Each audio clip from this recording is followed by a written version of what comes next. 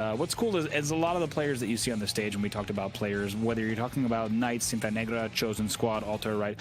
These guys and girls have been playing against each other for a very long time, and it really does have a family feel. And at the end of these games, I think you're going to see a lot of handshakes, and as we've seen, a lot of good sportsmanship. Right now, it's everything to play for, because as we said, this season could go the way that a lot of people expected, or we could see it completely turned on its head. Well, let's see if that is going to be the case. We apologize as well. We're waiting for the players and the games to get underway. In the meantime, we get to look at the beautiful main stage, and some of our colleagues over in Mexico City doing their thing up on that main stage. But I don't really... Excuse me, I just lost my voice for a second there, as this is the case sometimes. One thing I want to talk about, Andy, is how you feel like Cintanegra are going to match up in North America as well, because obviously we have Orlando just around the corner now. We have the Super just around the corner too. Do you think the Cintanegra can outplace maybe Pittsburgh Knights? Oh, that is the question, right? And to be honest, what we need to ask right now is Cintanegra simply firing above Pittsburgh Knights, right? Or has PK slipped just a bit from their past performances? That's the question, and maybe we're going to learn a little bit more here in this grand final that'll give us more information about Orlando. All right, everyone, strap yourselves in. It's time for the grand finals of the MX Regional to kick off. Knights, the Kings, the undefeated team of the region so far in Halo Infinite, go up against Cintanegra, who wants to cause the upset on all upsets. It's a best of 7 here in our grand final. If Knights want to be called the #1 in the region, they're going to have to do it twice here. Poorly played there by Guardian. I think he maybe might have been able to get the jump on an unsuspecting Rocket player, but look at Johan as well. He's going to get double nade on the overshield and do a lot of damage on the double door run. 2 still dead, though, for Cintanegra, and Drift is wasting no time. We knew they were going to come out swinging, but this is a great start for the Knights.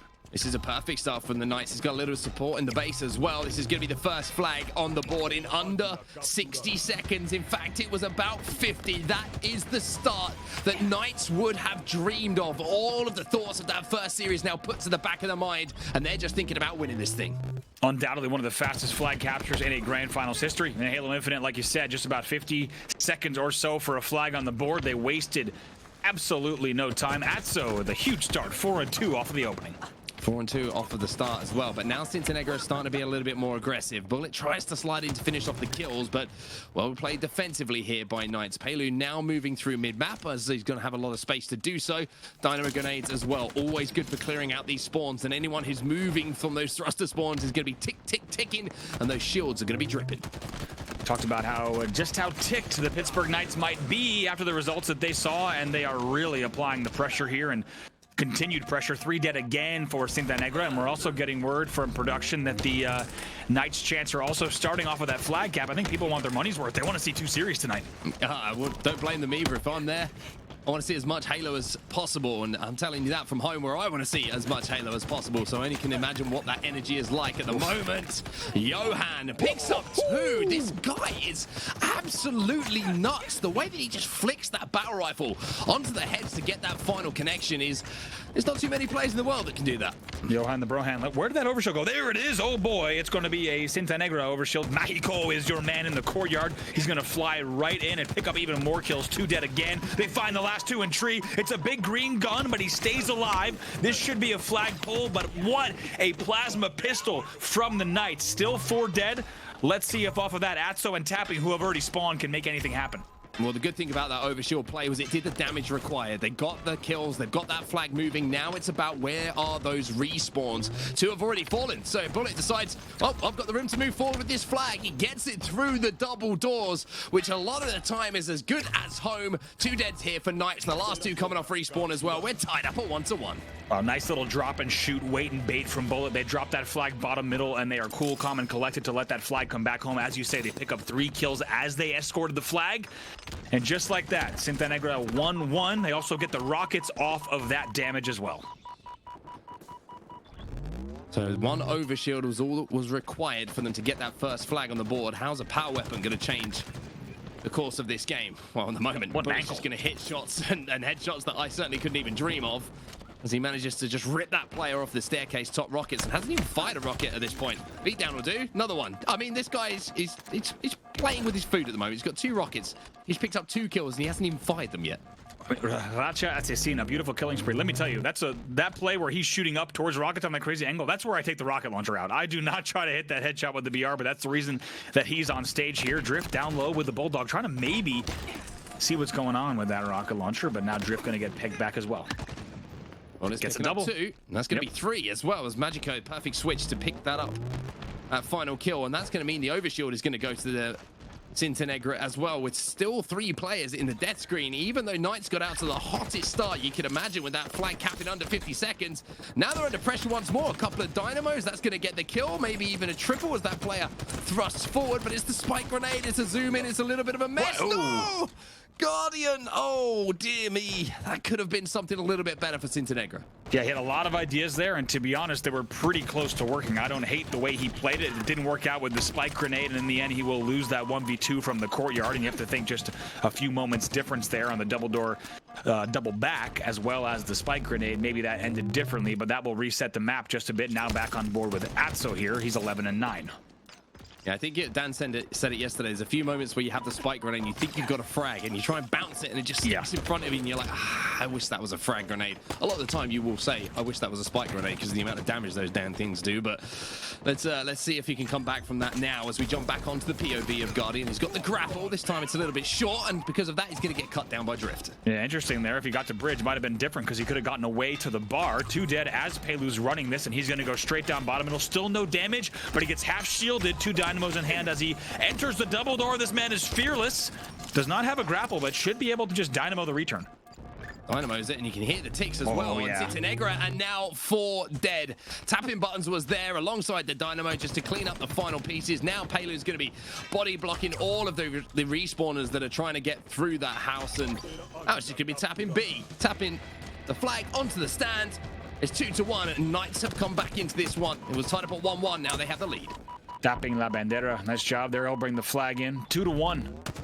6 minutes on the clock, and what a game one to start things off. Back and forth between these two, and Cintanegra able to tie the game, but it feels like past few minutes really have been in the hand of Knights.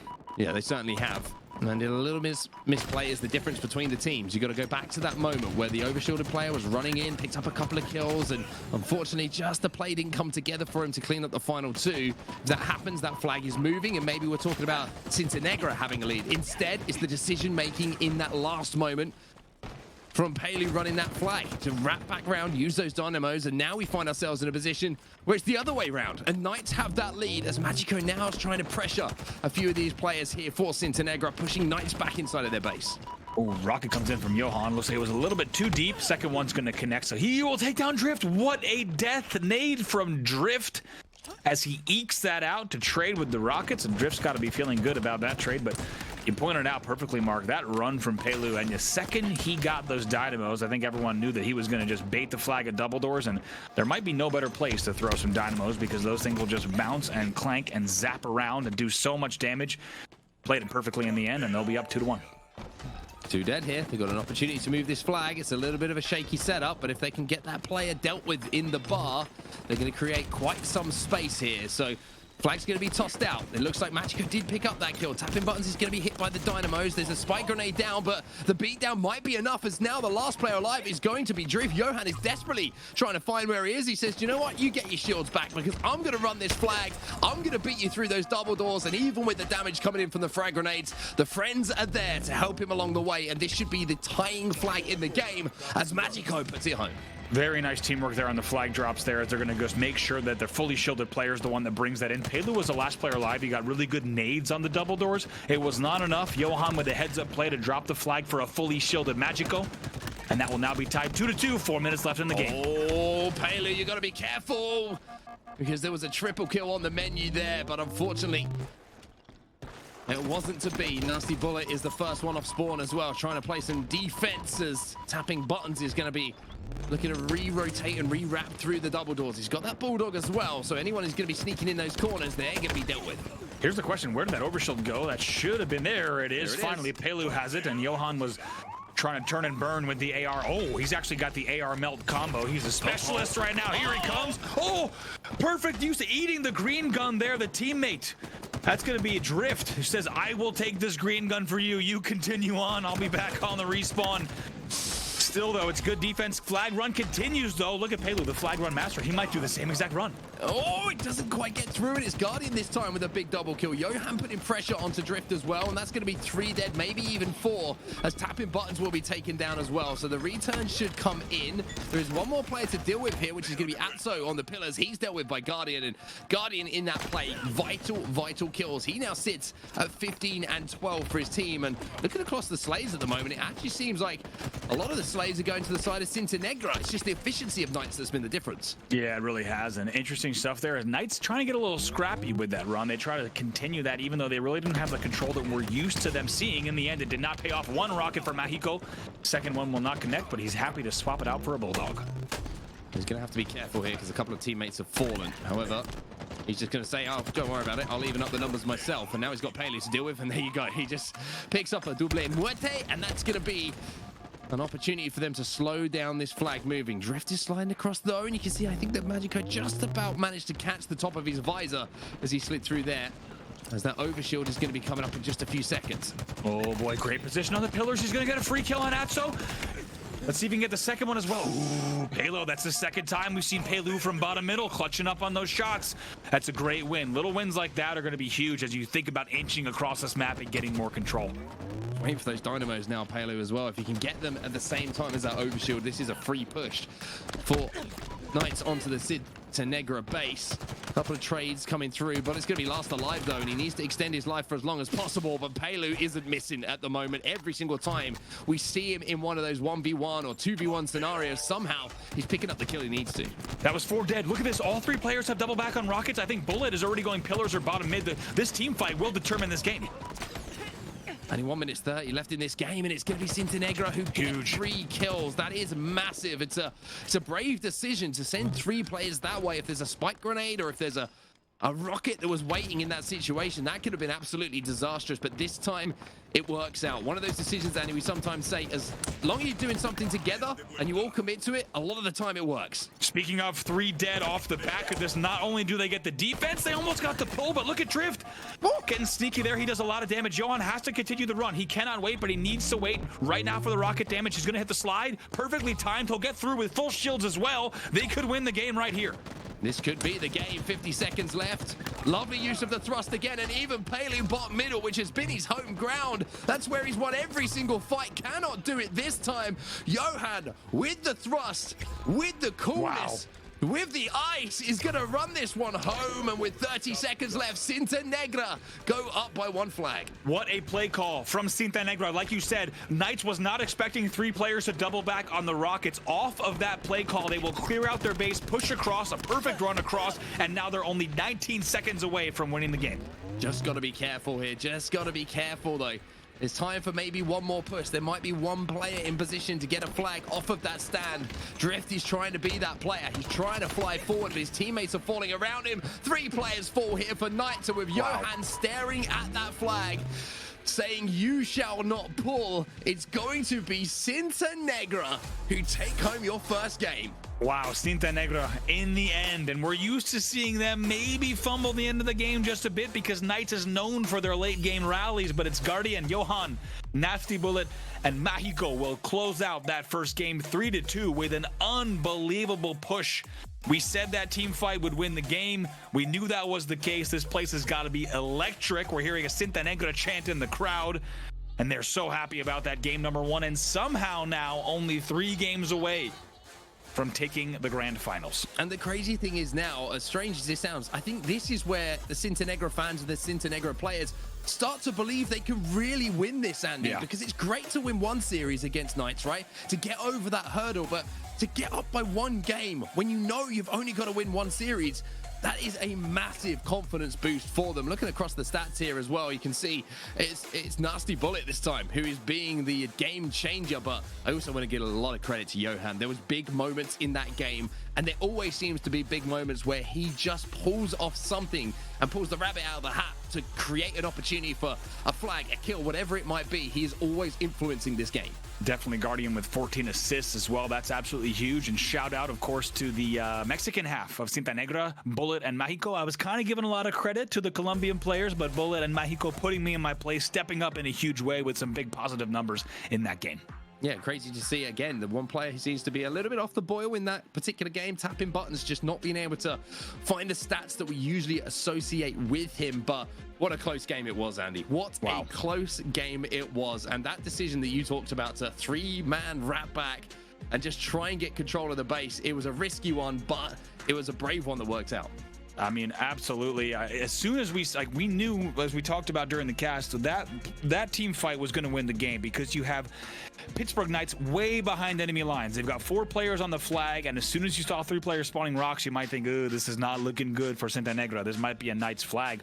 But my God, the last thing the Knights thought is that all 3 players would wrap, and they get wiped twice for a great run. And talk about the thrust play from Johan against Pelu bottom middle. Like you said, Pelu had controlled bottom middle and the Dynamos the whole game.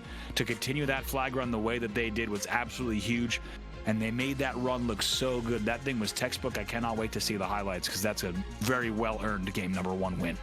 Yeah, it certainly was indeed. And I tell you what, game number 2 is just around the corner as well. We're seeing the highlights on the screen from Mexico. It's Drift running that flag in that you can see here. That was the first one. That was 50 seconds into the game. And we were like, all right, Knights are back. This is the Knights we expect to see. But it wasn't the Knights we expect to see. It was more of the Cintanegra we've known to love, Andy, in that game number 1. And this is so tough for Knights. It's amazing news for Cintanegra, because like you said, now they're really believing. Their fans are believing. Now they're like, okay, we're really doing this thing. We're 3 games away. There's no stopping now. I think for Knights, they're realizing, we just came off of a nice 3-0 win in the elimination finals. We're back. We're ready to go. Let's strap in for a long night of Halo. And then they lose game number 1, and they're like, backs against the wall. Only 3 games to go. This is really a swing game in that first one, and what a game it was. Yeah, I think one thing that's kind of standing out to me about something that's missing a little bit from the PK lineup at the moment is just controlling some of the power-ups. We're seeing a lot of them go into the hands of Cintanegra, and it was the same in the first series, right? We saw overshields, rockets, whatever it might have been. It seemed like the sandbox was always being controlled in the majority by Cintanegra. That's something the coach has got to get on top of. He's got to start directing the troops a little bit more and making sure they are more than aware of when those power-ups are popping. Absolutely true. And the Knights fans here, you see, of course, banners in hand, but they have been quieted. They've been silenced a bit after that game number 1, and they're looking for their team to dig deep, because now it will be just a little bit harder. They were hoping for, like we've said, maybe a little bit faster of a first series. If they can get themselves into the second set, maybe that's the mental boost they needed. But here's a Cintanegra players on your screen, and these boys are ready to rock. This is quite a championship Sunday for them, and already a day they'll never forget, but they have more work to do. They certainly do. Now, game number 2, if my memory serves me correctly, is going to be Live Fire Slayer, I believe. So, I mean, what a game that is going to be, and what an opportunity for them to go 2-0 up in this series, right? Live Fire, we saw how they were able to win a lot of those individual 1v1s. We've seen how they can hit some crazy snipes, and I just wonder if Pittsburgh Knights, we've seen them having the huddle before the losers the elimination bracket finals, excuse me, as I get my phrasing right. Kind of having a talk about what they needed to do. The same can be said before this grand final. But at what point do you start looking across and saying, I need more from someone? I need more from you boys, because it gets to that point where you just have to take control. Someone needs to step up as a leader here.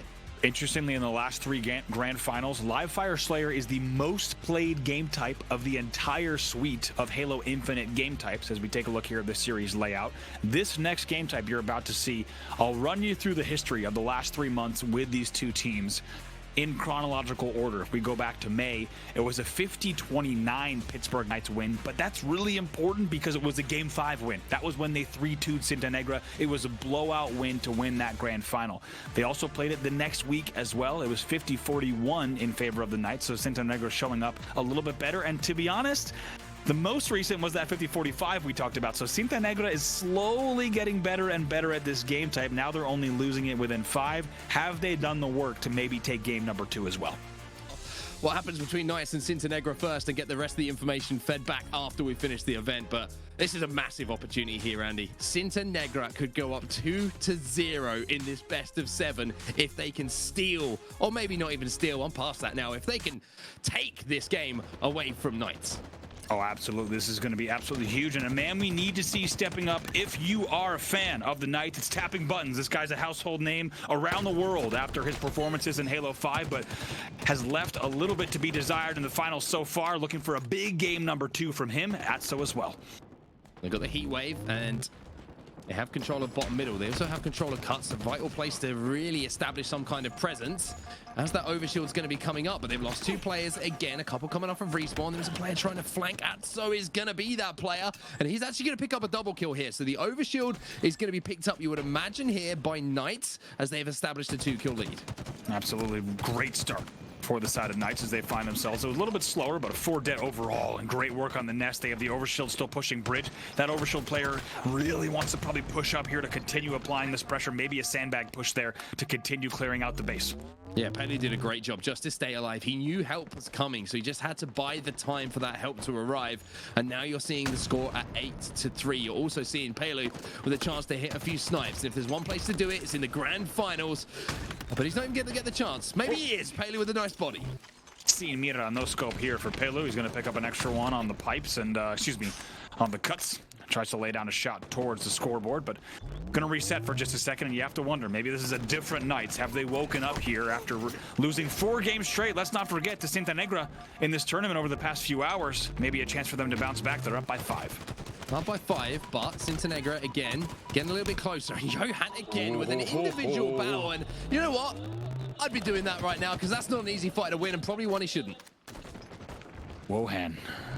Johan just popping off here, and might have been down by 5, but now they're looking forward to trying to get back into this lead. And oh my God, hits him with the land wave all the way to the pillar door and finishes it pretty cleanly as well. However, on the other side, it's a little bit of a different story. It's Pelu with a late pop of the overshield. He's going to push into green now. It should be a really good situation here for Knights as well. They've come back really, really strongly at the start of this game, number 2. A couple of shots missing, a couple of shots connecting, and the help happens to turn up once more. But there is Guardian. Oh my word, it is the land wave. That thing is absolutely crunching people. That thing is supercharged. We ain't never seen a heat wave hit the way that it's hitting down there. Maybe it's something about the altitude in Mexico City, because I'm telling you, that heat wave is absolutely crunching. As you say, taking a look at the score here, 19-13, a crazy nest push from Drift. He is not afraid. Both kills will be picked up. That's great aggression onto the nest push.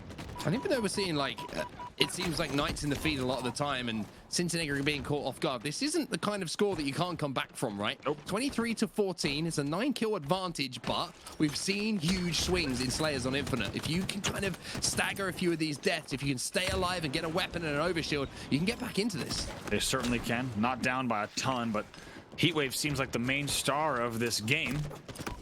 Look at Tapping, by the way. We said he needed to step up in a big way. He's 9-3 in a game where his team leads by this margin. Great start from him. For 7 kill, the difference has now gone down to just a few less, although it has just picked up Magico. Oh my word, what a shot that was. Something about the way that this man uses that sniper rifle makes you feel a special way inside, if I'm honest. We won't go into detail on that. He's going to stay alive back tower. 2 dead for his side, though, so he'll need to play this a little bit slowly. Impressive to connect with the body there. Body's 2 players as well, but I don't think he has the teammates there to do the damage. Tapping once again, he's 12-4, triple positive for tapping buttons in game number 2. Maybe this is where he starts to heat up. He's got the stream. We gotta get that guy on screen. He knows. They get him. Don't worry about it. It's all good. Pelu's going to pick up a snipe in the feed as well. And at 33-21, now it is starting to get a little bit concerning here for Cintanegra. If they want to go up 2-0, they're trying to slow this game down. The difference is, if you're slowing the game down and there's a weapon like the sniper on the map and you haven't got it in your hands, it means you've got to make the first move. And if you've got someone locking down a lane, it's going to be very, very difficult to do. But now Pelu finds himself with no teammates because they've all just died extremely quickly. And now he's got to try and take down Magico. Nice job there. Teammates do spawn just in time in the back of tower. That was the last shot of the sniper, so that ammo will be exhausted. Necesitamos tapping buttons. We really need to see this guy. He's 13-6. I don't think we've seen him on screen since the beginning of the game. He's absolutely popping off and just leading the team in a huge way. They're up 38-25. And at 39, it could even be 40. And now we're starting to get into steak dinner territory. 3 players from Cintanegra for once more. Only 10 kills to go. Bullets trying to cut that down a little bit, but this would be a comeback of all comebacks. But if anyone could do it, you get the feeling it might be Cintanegra. Tapping buttons picks up yet another one. Drift is trying to fly in to clean up some of these one-shots. He'll get one, He'll get some shots onto Johan as well, and somehow stays alive long enough for Atzo to come and join the party. Atzo wants to clean up this kill on Magico. You don't want to let your players around, nice job. You don't want to let the players around back green stay alive. They can be such a nuisance. You don't want to waste too much time. Now they're up 44 to 29. It's been a very different game number 2 for them, and now they're looking to close this one out. Only 6 kills away. 6 kills away with a heat wave. That's certainly going to be one. Guardian will be eliminated. And as Drift picks up yet another, it's just a little parade towards the series being tied up at 1-1 here. As much as I'd love to see Cintanegra pull off the impossible, it's called the impossible for a reason. That's because it cannot be done, even though they get 3 kills in a row and maybe say, hey, hold on a minute, we're about to prove you wrong. 46-34, and like you said, a little bit of a victory lap here, and it's a great effort so far from Cintanegra, but maybe waited just a little bit too late to apply the pressure. Overshield is up. Let's see if they can make a hero play. Nice little shot on Drift to hit the first one. Well, Atzo's managed to pick up one, and that's all you really need here. Just pick up one, then you can flood forward to the overshield, put the pressure on. Atzo has no idea where he is, but he finds out eventually. Overshield for Pelu, beat down to close the game out, maybe even a snipe.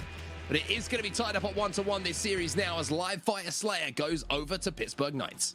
They are back, and they are back with a vengeance here. And the Knights fans, they're keeping it conservative. I like this. They know that their team is has what it takes. They're not getting too excited just yet, but it will be tapping Pelu, Atzo, and Drift, who will take game number 2. They do it also in a pretty comfortable and convincing fashion. And just like that, we are tied up 1-1 in our first grand final.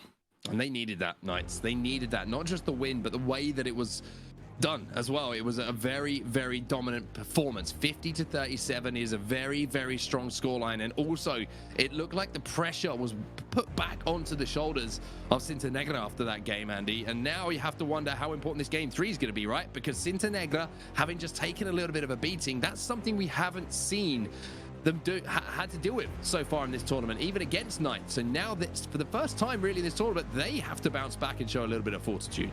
They certainly do. A nice 13 kill lead and win for Knights in the end, and we do start to shift things over to King of the Hill Streets. And I gotta say, it's kind of a perfect game number 3 if you ask me, just because we're gonna slow things down one hill at a time. It will be an absolute bloodbath and full-on carnage for each of those, and the teams will have to work so hard to each get every single one of those points. So it's going to be a fantastic way to continue this series. We're tied up 1-1. And tapping buttons coming to life as well. You highlighted in that first game, it was a little bit of a slow one for him, but he introduced himself certainly in the scoreboard. We didn't get to see any of his POV, but we did certainly see the stats at the end of it, Andy. And that's what you want to see from that man, right? The experience, the knowledge, and the coolness to perform at that kind of level when it matters is what he's all about. Absolutely, and these guys, like we said, they know what they need to do. They know the task ahead of them. They've been in many, many grand finals, not just in Halo Infinite, but in prior titles as well, and they're going to take this one game at a time. And if you're on the side of Cintanegra, you're thinking, we let that one slip away a bit, and now we're all tied up. That one game lead is all but gone. Wonder how Raver's feeling right now. That's all. I've got to be honest. I'm starting. My thoughts are going towards like almost as much as the match is like, what's Raver up to? Someone needs to keep an eye on him in the crowd. Did Raver have to see? Well, there's one thing that's for sure is Raver's having a great time wherever he is, or he's getting ready for an even better time. That is for sure the case. Well, here is some of the replays from the 4 gentlemen who are on the stage at the moment, the 8 gentlemen on the stage at the moment, I should say. This win over from Johan. We've seen this angle a few times, right? It's such an annoying angle to try and fight against. You can just see the head of your opponent, and you kind of slide off, you mistime the melee, you slide over the top, or whatever it is, it all gets a bit messy. And then you find yourself in the death screening a few extra bullets, dealt into your body. But Pelu had a really solid game as well. We saw him kind of patrolling around the tower and nest side of the map quite a lot. Magico hit a beautiful snipe, which was maybe the only way that they could have got into it, was a few more snipes that created openings, but it wasn't to be. And now we find ourselves going over to Streets for King of the Hill, and this is a Knights game type in my opinion. I think so. They've played so well on this game type historically, also on this map, and they're going to be ready to go, especially off the momentum of that Slayer. Cintanegra felt like they had some really good momentum coming off that game 1. I think that has been fully arrested and brought to a halt by that game 2 Knights win. I agree with you. Sorry, I was just having a little sip of coffee there because I got the feeling we're going to go quite deep into this series and we need to be fully alert and fully ready for what is about to happen. Cintanegra, though, what would you be saying to each other right now after that loss? Because it is the first time we've seen them kind of take a bit of a battering so far in the tournament so far. That is a risk indeed. I don't. When you talk about jinxing, there might be no greater jinx to have a poster that says "We are the champions." That's risky. Question mark. Someone get a pen and put a question mark on the end of it. It's risky, but it's confident, and you got to admire the confidence. Yeah, I agree with you. I think it's if you're a fan, you want them to be the champs, right? And you want Knights to come back and show what they're really made of here. And it is officially standing room only. Look at the back there. Look. Everyone's standing up. You see that? They're not just really tall people on big chairs. They are actually on their feet, standing up. The whole place is packed. I was going to say, you called it day one that this place would be standing room only. And honestly, that's the only way to go when you have this many people in the venue. Up next, game number 3, going to be King of the Hill on Streets, and it'll be absolutely back and forth between these two. I mean, to take a 2-1 series lead, big swing game in the series without a doubt. Yeah, certainly is, and we're going to have to see if Cintanegra have got a little bit of fortitude here as well, because Knights seem to be finding a little bit of a flow. However, it was the objective game type that did go to Cintanegra, and it's the objective game types, incredibly, where Cintanegra have had the success. The Slayer you can let slip through your fingers if you're able to close out these objectives. And look at Johan once more. This man's battle rifle is something special. It absolutely is. Magico also with the Stalker rifle in hand, going to drop his BR now for a little bit of a powerful combo as heel head to tires, 1 dead for each side. Yep, that's going to be 2 dead, though, for Knights, as the rocket will connect. And now, with the Stalker rifle and the rocket combination, drift might not be long for this server either. Pelu, he fancies a little bit of as well. Whoa! Magico! Oh, almost got the triple as well. Wow, Magico, the confidence popping out, trying to do even more damage on driveway. Gotta love that. To be honest, if they bring that confidence and then they execute in those plays, they certainly could win this grand final right here, right now. This is a great start. As you say, a great start here. Already almost halfway captured on this first hill. It seems like the teamwork is there. They've locked down these spawns, and at the moment, Knights looking a little bit desperate, just flooding down the driveway as the first 2 alive. No damage done, just looking for straight 1v1s. That's going to be difficult because you've got Bullet just staring at you with a shotgun in his hands, and that should be another kill for him now.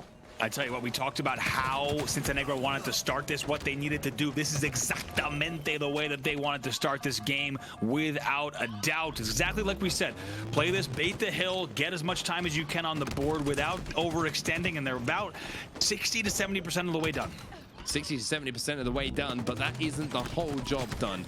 As Drift is now going to put some shots onto Guardian. That's going to be 3 dead, though. Pelu's going to be last alive. He's trying to scarper away into tires as Bullet now decides, hey, I know we've got numbers on our side. I'm going to just sit in this hill and soak up a little bit more time. It's about 80% of the way there, and there's one more push here for Knights, and I love this from Bullet. Just leaves the hill, baits them in. Pelu takes the bait, but somehow stays alive for a few seconds longer. Look at the timing from Bullet. He's going to pick up another one as well for the double. That'll be 2 dead, but Magico, the only player alive for just a second. Johan's going to spawn front C and win a big battle against Tapping Buttons. Fantastic work. That will put them 3 dead, and it's really good switching here from Cintanegra. They will continue scoring, only a few points away. This should be the first point. It will go their way. They strike first. They lead 1-0. Johan is a game changer. If you're out BRing someone like Tapping Buttons from that distance and with that confidence, says all you need to know. Pelu's going to have the rockets, but it looks like he will also fall, so only one gets used, and I think Tapping Buttons is looking for revenge now. He's flying out. He did not enjoy that last few moments. I mean, and what a play from Johan. He spawned in C. He spawned in Tram right there. Knew he had to win that battle. Otherwise, his solo teammate is going to get taken down. And in the end, that is a huge piece of play from him to get that first point. But they do find themselves 2 dead. Need to regroup here as they push on the Tram hill. Great shots here from Tapping Buttons, just doing so much damage, and Atzo's in a position to clean it up as well. And this looks like a much stronger hold. It looks like a much more convincing hold on the Tram. We know how hard some of these hills are to break. This is arguably one of the most difficult here. And you can see that Cintanegra, they're doing what they can to get back into it. They're throwing themselves forward. It's 2 dead, though, for them as Pelu is controlling this arcade side of the map.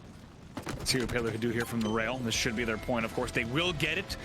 And as they so often do, they bounce back in the game. They tie it up 1-1, and now it will be 1 hill apiece. Pelu tries to stay alive, but gets sandwiched from Neons and A. That'll be the first kill going the way of Cintanegra. Cintanegra inside of that hill. Even though we do see the Tram being converted to the Knights. Ooh. It looks like they've got a full setup here. Drift is trying to be a bit sneaky. That'll work out for 1 kill. Now the grenades come in. Now the help comes in. Magico's going to even things up, though. It's 2-2 now. as far as numbers. And there is Magico again. This man has been making plays. Let's see what Pelu can do with the rocks. There's 2 dead. This will be the 3rd kill if he gets it. He does. The last one's a spawner, so this should be guaranteed time for them. They will begin controlling again. Let's talk about just how important this is. The 3:27 left on the clock. If they can get this courtyard, that will then set them up for that Neon's rotate. Looks like at the moment, Bullet's not quite sure where he wants to watch, but he's kind of gifted that kill by Drift just sliding out without really checking any corners. Atzo's trying to push up on that pink street again. Bullet stays alive after doing the damage. And look at that time. Look at Johan. He's again just cleaning up these kills. Guardian now in position to do so. And now we might get 2 as Pelu will forward. It's Johan who actually manages to clean up yet another kill. So Pelu's out of there. He doesn't want any of this. Once again, it's the Colombian duo, Guardian and Johan, just doing everything they need to do to get the kills on the board, get the points on the board as well. This is now the home stretch. Look at the scoreboard. 80% unanswered here on the 3rd hill for Cintanegra. And where is the pressure? You're probably asking yourself, where is the pressure? Well, Bullets just picked up a double kill, so they can't even get across the map. And Guardian! Guardian! Doble muerte! That is absolutely insane, just snapping onto people with that stalker. Ay, Dios mío, the pride of Colombia. Look at this guy. Amazing stuff from him. As they will keep it going. Atzo now needs to answer back. They find themselves down 2-1. What a hold from Cintanegra. No points on the board. Then huge plays from Guardian and Tires to pick up that double kill.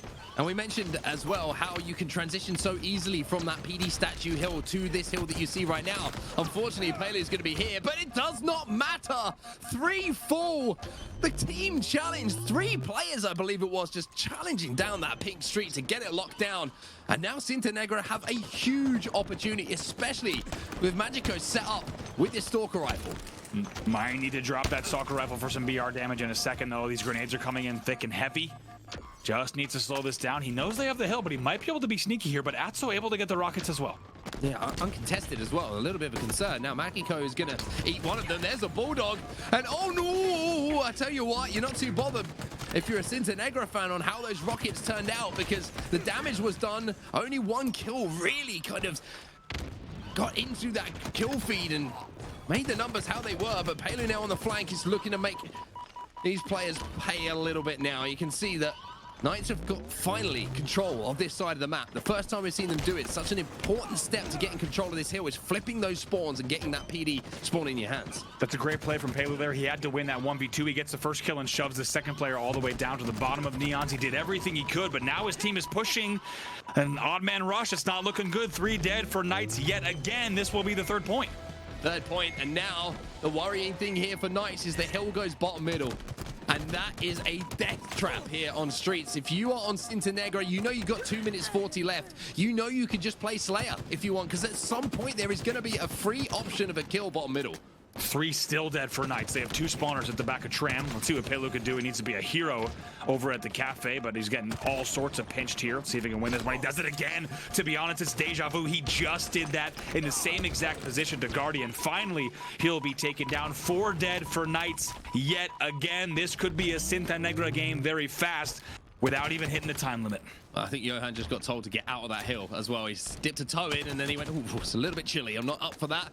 And maybe that's an instruction coming from some of the more established players like Bullet on this team, because at the moment they have 2 minutes to hold on. Just make sure that Knights do not step in, and when they're 4 dead, they ain't getting anywhere near that bottom mid hill. You're totally right there. Just playing Slayer on this one. Johan dips a toe hand inside and they say, no, come back. We're going to go ahead and outslay our opponents heavily here. Look at Magico as well. Just going to play this sneaky, stay alive if he can on the B stairs angle, and he is just being an absolute nuisance. All sorts of damage. 3 dead again for Knights. And now Drift sits here and goes, oh, what do you want me to do? Yeah, I got 1 maybe, but he gets stuck as well. Like, what do you want me to do? I've got nothing.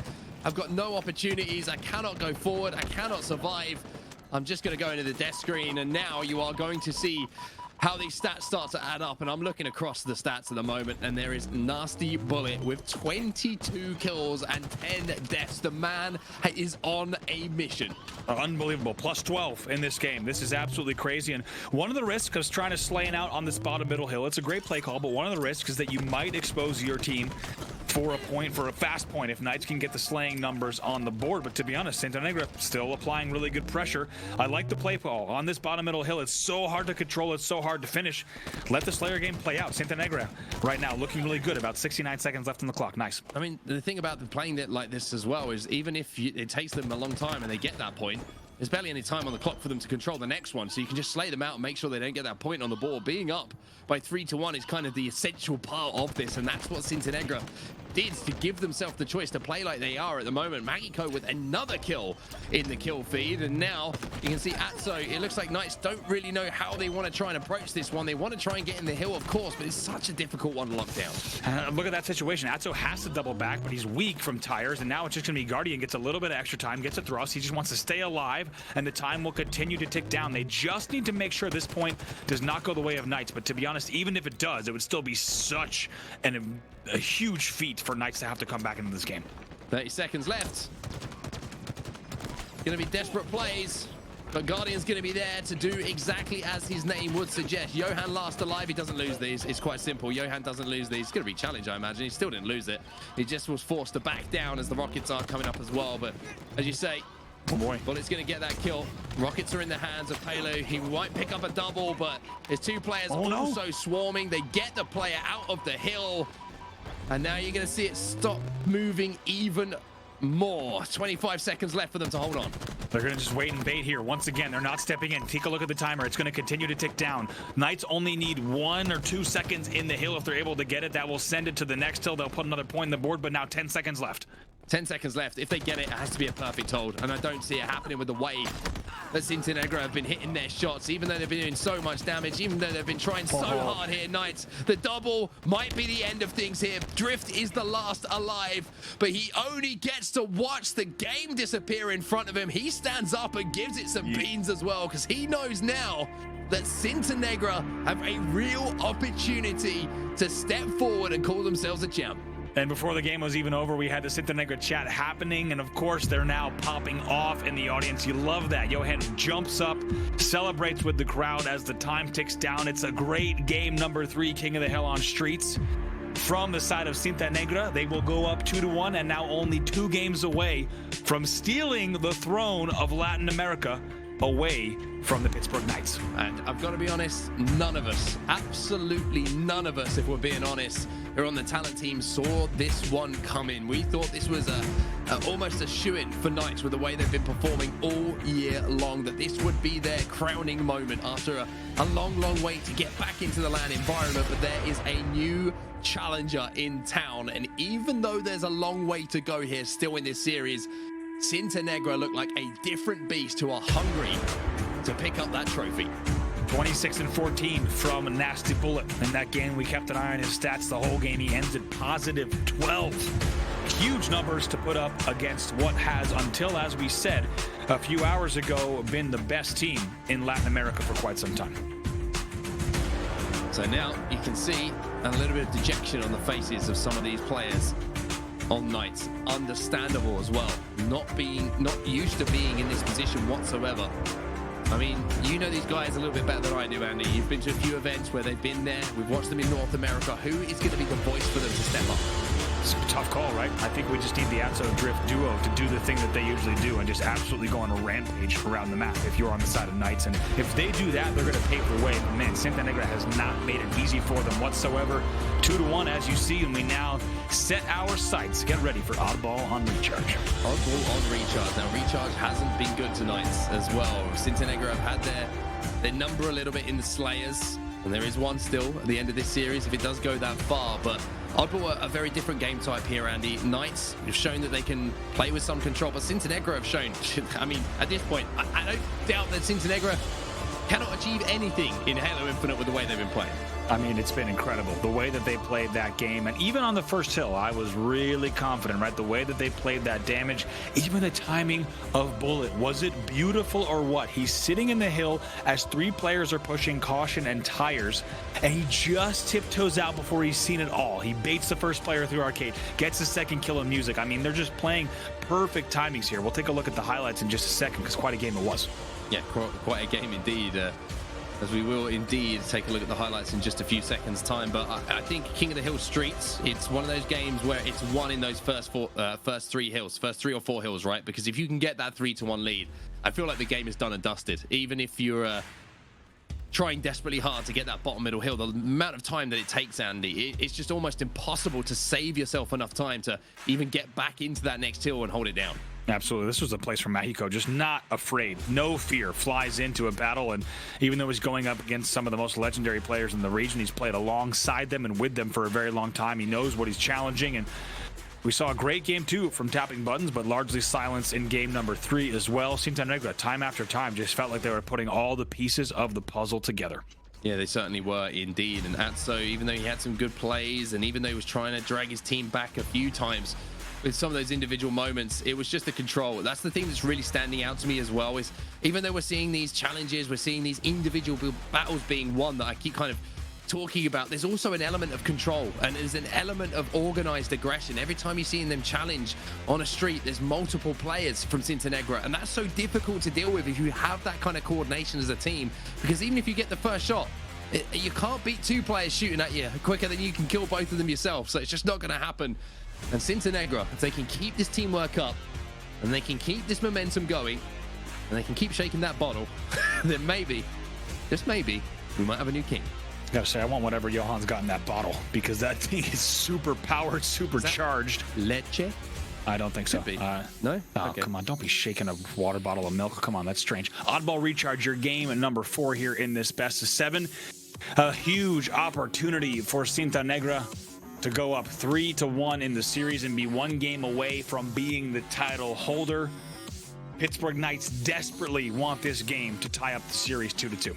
Just a reminder, it is a best of 7 though, so even if Cintanegra do manage to win this game, Pittsburgh Knights still will have to go to Slayer Catalyst. I mean, even if Pittsburgh Knights win this game, Slayer Catalyst, if they don't win it, I'm worried for them, because Slayer Catalyst, with the way that Cintanegra have been shooting, it just seems like that is a game type they'd pick to play at this point.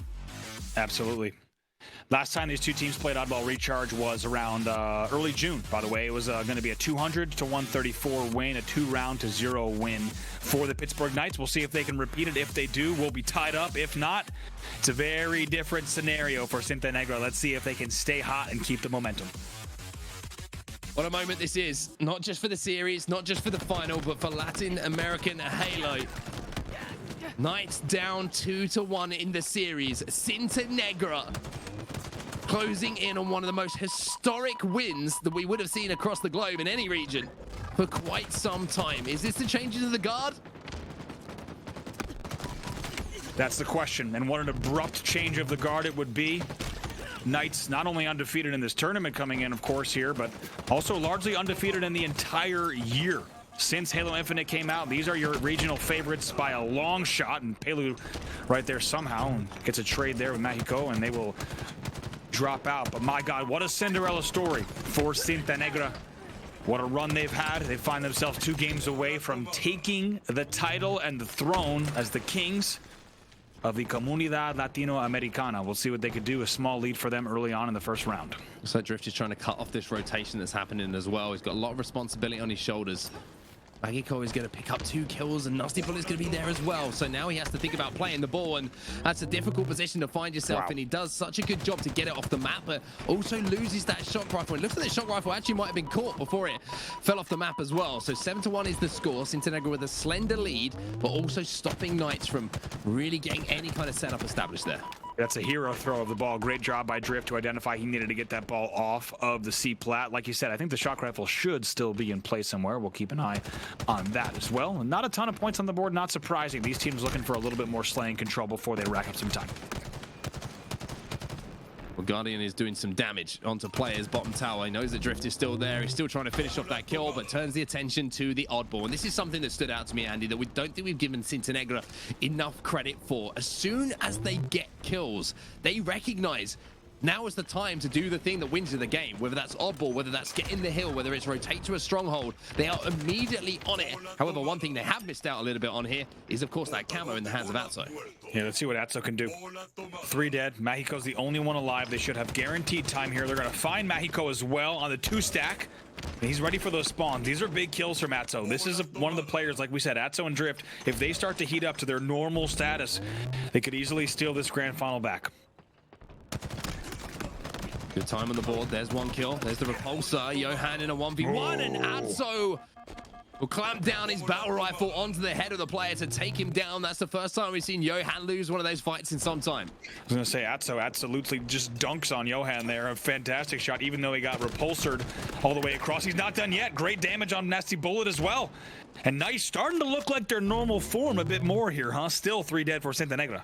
Yeah, that objective is just causing a few more dilemmas for Cintanegra here with this setup. They want to be aggressive. They want to keep pushing. They want to get damage down, but it's just a little bit of a distraction. Johan will once again be the first kill this time as he falls. Atzo's staying alive for now, but it's going to be pushing. It looks like Magico is in a sneaky position, but he's going to get enough damage for a teammate to trade. But trades are great if you're Knights here. They can rotate away as Johan is going to have a 1v1 versus Drift, who is just going to have that oddball in hand. Like we said, historically, Knights is the favorite in this game type. They're so far looking like that might be the case in this one as well. Up 55-22, but still a lot to play here. They're only halfway done in this first round.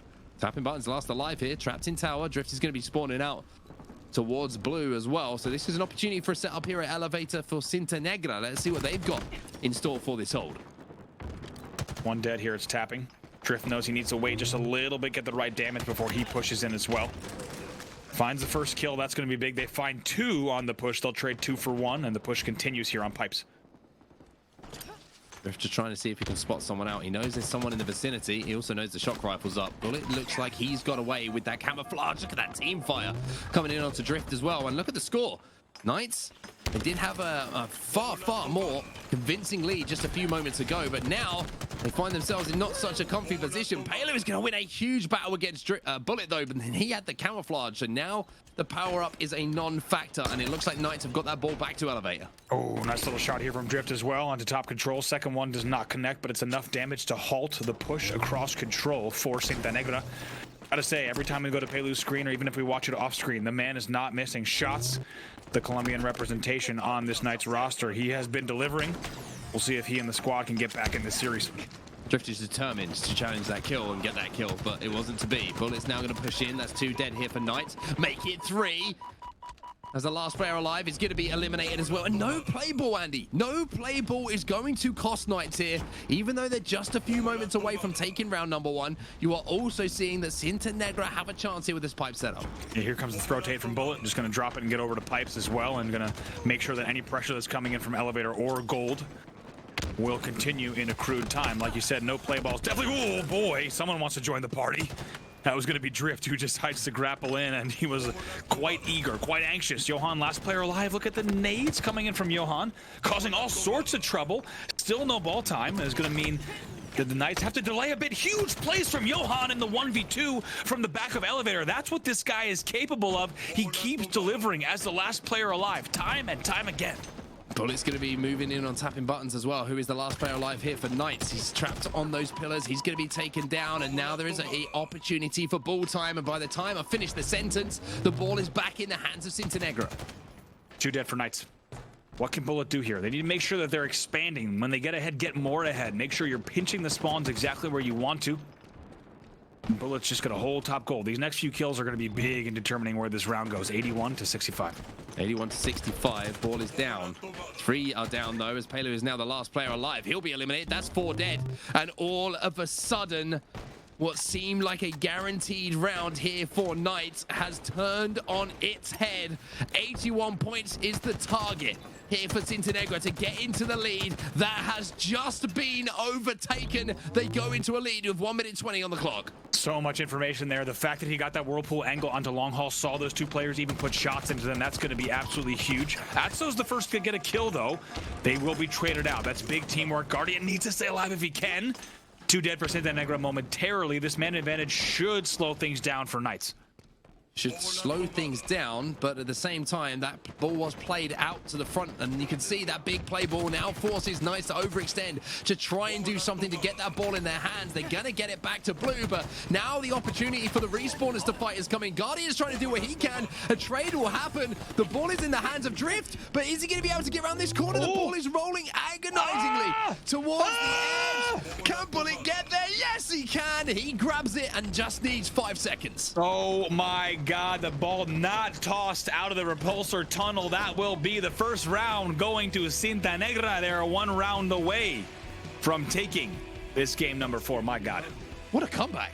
Whew. What a comeback that was. They were down by about 50 points or so, I think, at one point. And managed to rally, and it was all off the back of that play by Johan. It might not show up in the stats, but him staying alive, picking up the damage he needed to, was absolutely instrumental over at top 8. But off the break here, Pittsburgh Knights, again, showing superior opening strategy. They'll have 3 dead. Yeah, it's so interesting because time and time again, we're seeing Pittsburgh Knights with great control, great 3 dead, great leads, great multi-kills. Everything on screen looks good. If you just look at snapshots of these series between these two teams, you'd think the Knights is taking this, but Cintanegra overall just really dominating in the strategy category. It feels like their overall approach to these game types is what's paying off. That's what's squeaking out these wins.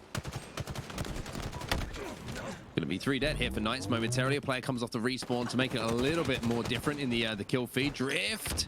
Bullet just snaps onto him again, and Bullet's been shooting straight in these last few games. He's currently sat at 12 and 9, 4 assists to his name, but also the most objective time for his team. And if your objective players going positive, you're in a good place.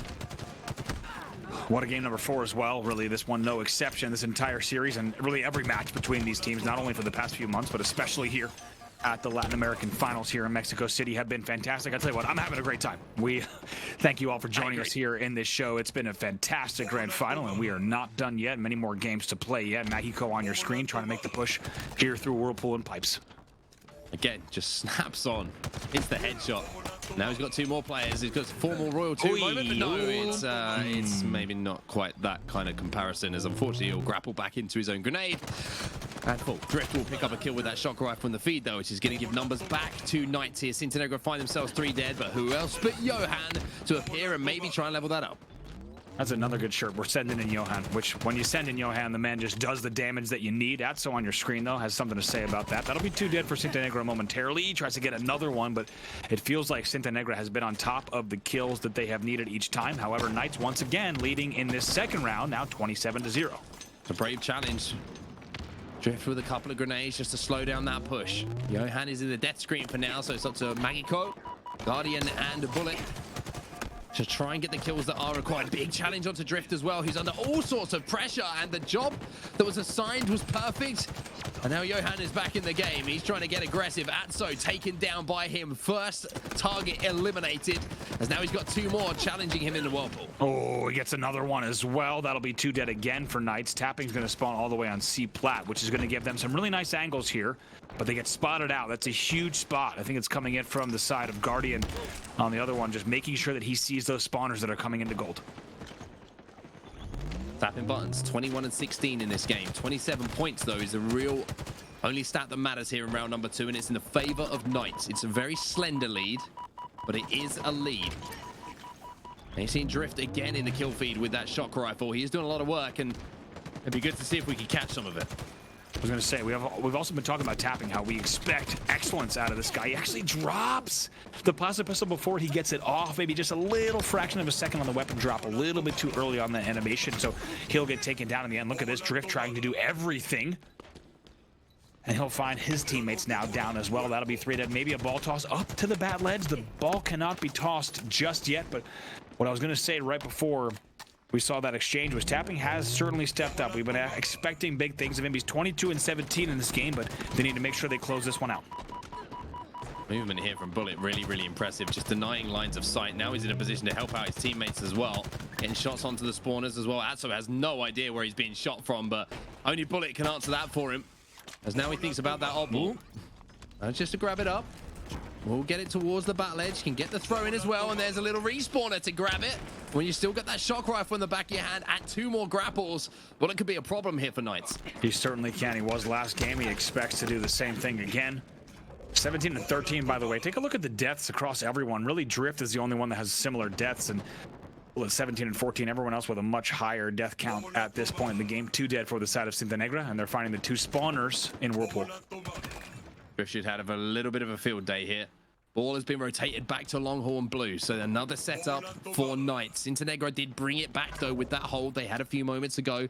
35 points and rising to 22, but it is still so tight between the two, and now you're going to see Drift maybe not having the impact he would have wanted to with that camo. One kill before it dissipated, and then the trade coming in immediately. So now Cintanegra trying to force that play ball. It looks like that is the case, as Guardian decides it's not worth getting those kills on the board. It's more about just holding Knights on this side of the map.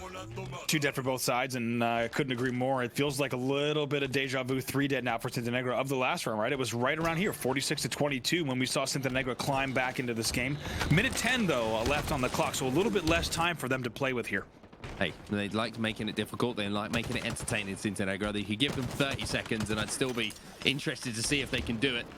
Pelu's going to be taking down a no shields. Of course, Guardian's going to reach out that one, and now it will be 3 dead. That Oddball is down as well. But look at these spawns. They've all just spawned in front of Guardian. He's got to deal with the whole Pittsburgh Knights team. That is unfortunate, to say the least. Those are wild spawns. You could just tell based off his POV, and I think a lot of people watching at home as well, not expecting them to all go down like that. He gets caught out, and as a result, that's 4 dead for Cintanegra. Guardian is your first spawner, and they're just going to play Slayer here. They should take this round.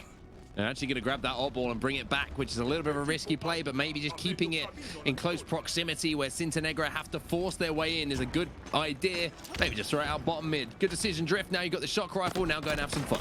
Yeah, nice little loop. Tries to tap on Johan. Johan's not too interested in that.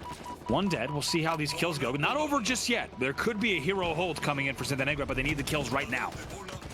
Atzo should be one of them. Taking down the no shields. Keeping my eyes on this kill feed. Keeping my eyes on the number. 2 full for Cintanegra. Drift is going to be caught off, though. They might be able to wrap this back in towards Pipes. If you can get around this corner, there's an opportunity for a hold. Johan is there. 10 seconds left. He's taken down, but there's 2 players also down from Knights. Where do these kills go? Look at Magico. There's a trade. Guardian, last player alive. Guardian versus tapping. That's it. That's the round. In no position to grab the ball, so that will be 1-1. And how fitting. What other way could we have it here, Mark? Of course, we're going to a round number 3 in our game number 4. The round winner here will take the game. Do we go 3-1 Cintanegra, or do we tie up the series 2-2 heading into game 5? Well, tapping buttons is going to get the first pick, and he should be able to collapse on the second as well. A couple of frag grenades are going to go down, as Pelu will be moving in to pick up that camouflage. So once again, the opening strategy works for Knights. They secure the camouflage. Feels like their opening strats time and time again. They're so effective. It really is mid-game or late game where Cintanegra has been stepping things up. So Knights just need to make sure if they play this game all the way through, they could steal this one out from under Cintanegra, who, as a reminder, took that first round. 1v1 here for Pelu, goes for the nade instead of just trying to hold the angle. Should be able to pick up the kill with that plasma grenade, though. At least walk around the corner and clean it up. Camo disappears. 2 dead here for Cintanegra. No ball time on the board for either team yet. Pelu playing great, as we said, in these last 2 rounds of ball. And honestly, the whole series, my God, Johan just doing Johan things at top gold. Picks up another one. That was 3 dead for Knights. Bullet needs to clear out top gold. He does it without taking any damage as well. That's a huge kill. Huge kill. He's got a couple of grenades as well to try and stop this push coming in from Atzo. He knows that he's up in that attic. Only 1 point on the board at the moment. Nobody's able to get any kind of semblance of complete map control. Now with that grenade, you got the feeling that the flush is going to come in here from Knights, trying to get rid of Bullet, trying to make sure they've got somewhere to push from. Good patience there from Knights, and to be honest, you see Bullet there, like you said, missing just that shot on glass. That is the difference maker in that push, and interesting battle here. Johan wins that against tapping buttons. A little bit of a back and forth between those two all series long, all day long, you could say, on Championship Sunday. It was 2 dead for both sides, so now Guardian going to try to figure out how he could push here across long haul, maybe go up in the glass. Now, at what point, Andy, do the nerves start to influence this game? Cintanegra have been so good. They got that first round on the board. They start to think, maybe if we win this next round, and we're just 1 game away from being a champion, when do they start to really affect things? Because I'm starting to see a few shots not quite hitting the way they were, unless you named Bullet, of course. I agree. I was going to say the same exact thing. We might already be seeing those nerves hit. Little ball toss here, and now going to be a hold for Bullet. So we'll finally see some extra points on the board. This kill would be big. A nice perfecto from Bullet. He'll hold that angle perfectly. Also grapple the ball. No need to expose yourself. There's some extra nades, which, to be honest, were coming in. So it's a nice use of the grapple there, and they will now put a few points on the board with 2 dead. Good advice in general life that you give in-game as well, Andy. Always a good thing to do, as Bullet now is going to give the lead back to Cintanegra. They get 20 points. Play ball will come in, and how tightly contested that's been, 20 points might be enough. We saw Knights in the last round. They had that sort of 20, 30 points advantage. They were able to slay out towards the end of the game, having gained that cushion. We'll have to see if Cintanegra can do something similar, but at the moment, there's a lot of pressure onto Magico here. He's trying to escape with his life and should be able to just about do so, but you know that pressure's going to be coming in soon.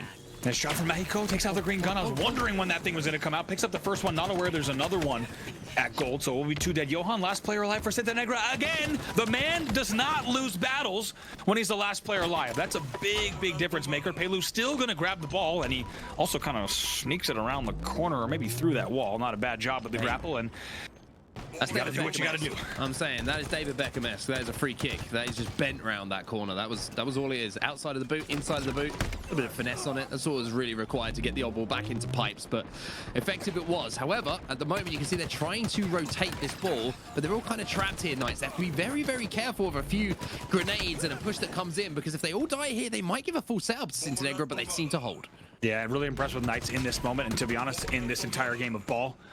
Atzo will get the trade against the shock rifle in the end, but let's not forget, yes, Knights are known as the best team in this region, but they've had some tough competition today in the likes of Cintanegra, and even when they find themselves down a round and down 2-1 in the grand final, they dig deep, they win that second round, and they continue leading in the third round as well. Well, statistically, it's very close between the two teams. Very, very close. The only thing that is a little bit of a difference, I think, is maybe the assist column, with Nasty Bullet not really having as many as everyone else in the game. Sometimes that happens. Not everyone can be influenced on every single fight on the map, but now you're seeing, once again, Knights with a lead. It's 44-21. Cintanegra have their hands on the ball for now, but it looks like Johan's going to be forced to play anytime. Yeah, absolutely. Atzo on your screen, by the way, not Guardian on your screen here. We're looking at Atzo's POV. He's 34-34. So we go over here to Drift, just holding down control, and now 44-24 with 1:31 left. It feels like we've seen this scoreline in all 3 rounds. The first time it went to Cintanegra. Second time, Knights were able to close it out. Just about 90 seconds left on the clock. Pelu managed to pick up one. You can see Drift is on the flank now. Magico tries to get away, and they're trying to force that oddball. Big, big challenge coming in from Magico with that shock rifle to eliminate the last player. And tapping buttons now is the furthest forward, and he is fresh off that respawn. And in a few moments' time, at the end of this push, is going to be Cintanegra, who again have turned this game on his head. My God, look at this, just like that. 3 points away, and like you said, they tied the game up. Great damage coming in from Johan. The ping's going down on the Atzo as well. They're going to know that push is coming in. Back elevator, kills are traded out, 2 dead for each side. Play ball was made, and they don't have that lead. Even though it's a 2-point lead, is slender, is enough.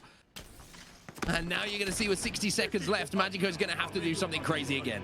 And then you need to realize here, 60 seconds left, right? There's enough time to get a really well-constructed push, if not 2. They don't need to panic here. Get the right damage. Make sure you're pushing together. That's going to be challenging, but Johan's getting shot from inside the turbine as well. Johan now trying to escape, and there's the cut from the mid-bridge from Atzo. Atzo does what he can to slow down this push. Drift is trying to stay calm. He's trying to stay collected, and he's trying to pick up that oddball and get Knights back into this series. 46 seconds left. Pelu has the camo, and this lead is looking like it might become insurmountable soon.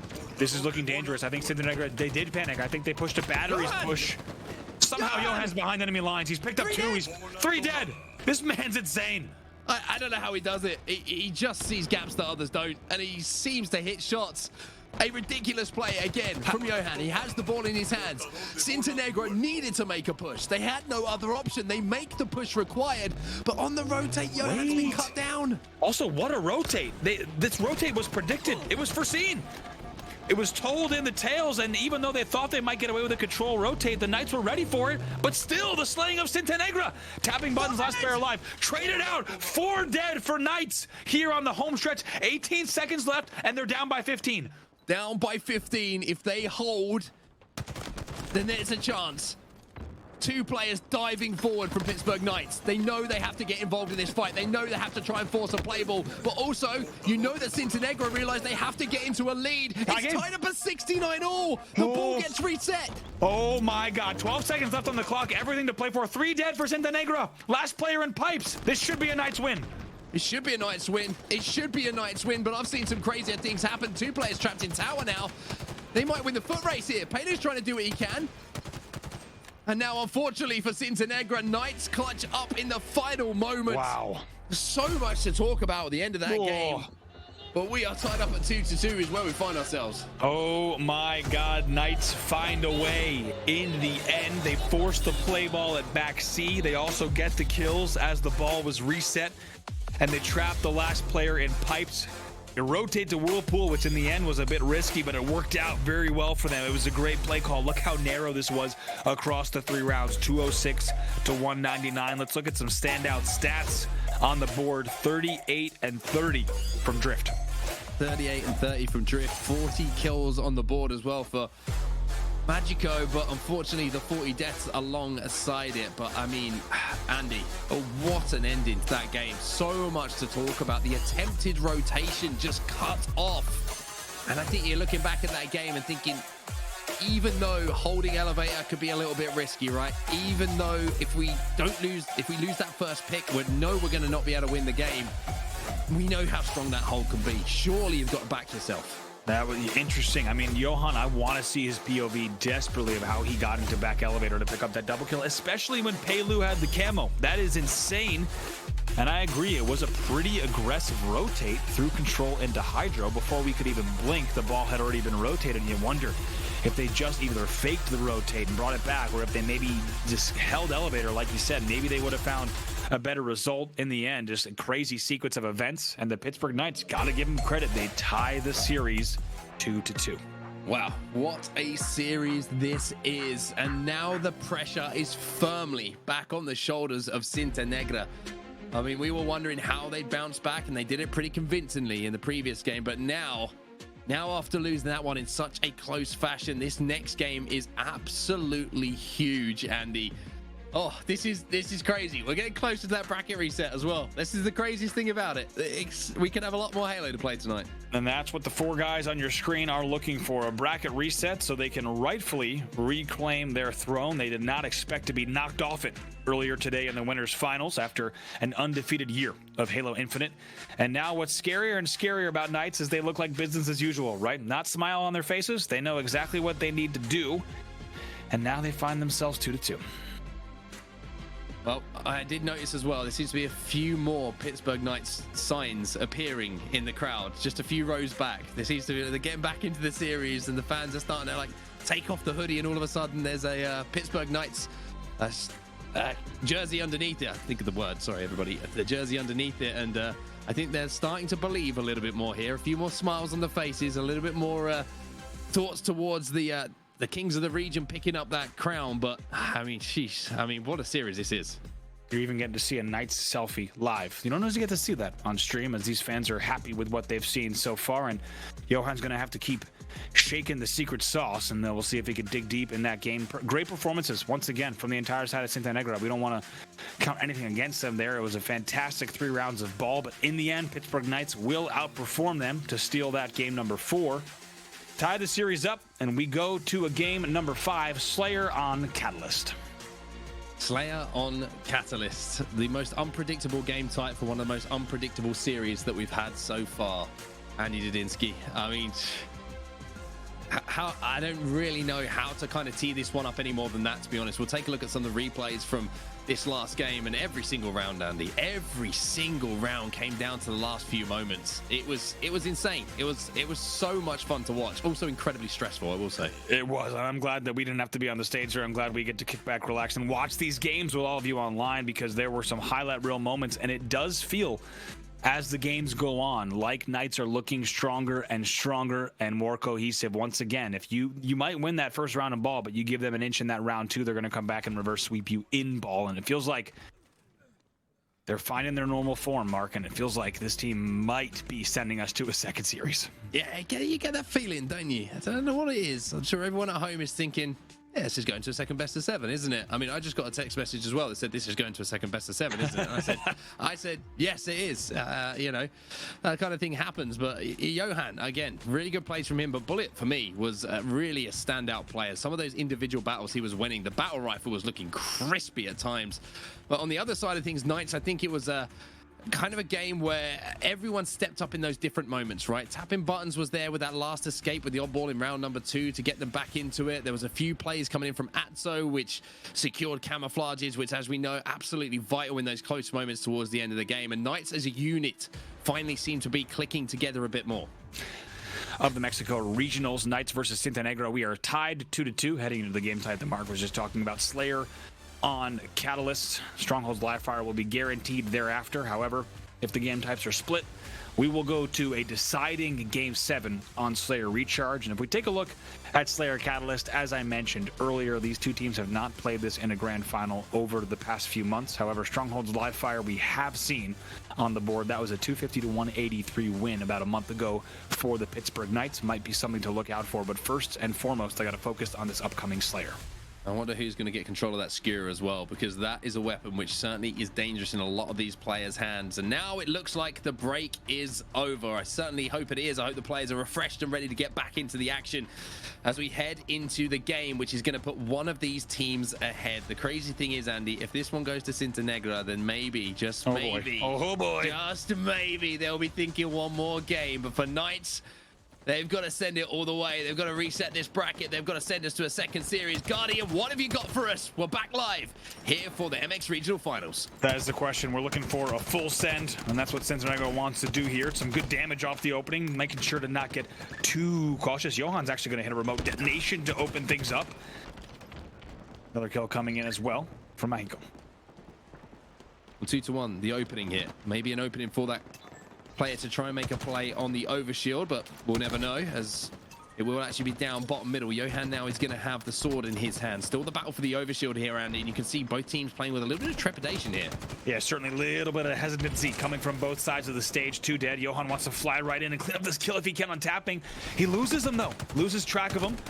Now tapping has full shields undoubtedly for this engagement, but Johan seems to have his number all weekend long off the back of all that damage and confusion. It will be a Guardian overshield grab. It'll be melted right away, though. 6-3 the score. 6-3 the score. So Cintanegra doubling up on Knights. Important 1v1s battles being won as well. Pelu might be, I was going to say in trouble. But he turns trouble into good fortune. A few spawns come in to help him out as Cintanegra lose 2. Here's the question for me in this game. Oh boy, some unfortunate sticks coming in from the side of Cintanegra. Look like maybe a team kill, but it will still be 3 dead for the side of Knights off of the back of that. Johan now going to have the skewer in hand, and he's ready to skew. Boom! There's one for the barbecue.